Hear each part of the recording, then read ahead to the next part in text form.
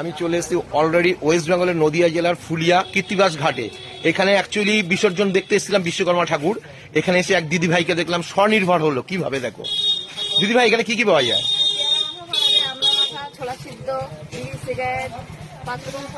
আচ্ছা দিদি ভাই, তুমি এই কাজ করছো কেন? তোমার বাড়িতে কি কেউ কাজ করে না?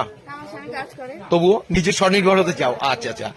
যে চুল বাঁধে সে কিন্তু রান্নাও করে, সেই জন্যই দিদি ভাইয়ের বক্তব্য হাজবেন্ড কাজ করে কিন্তু আমাকে স্বনির্ভর হতে হবে। সব সময় হাজবেন্ডের কাছে পয়সা চাইলে হবে না, নিজেকে কিছু ইনকাম করতে হবে। সেই জন্য দিদি ওয়েস্ট বেঙ্গলের নদিয়া জেলার ফুলিয়া কীর্তিবাস ঘাটের একদম ঘাটের সামনে দেখো সব জিনিস নিয়ে বসে পড়েছে স্বনির্ভর হওয়ার জন্য।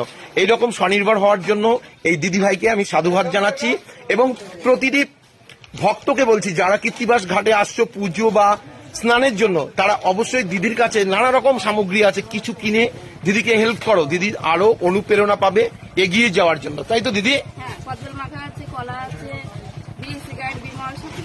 বাহ, কতদিন হলো এই দোকান? 5 বছর।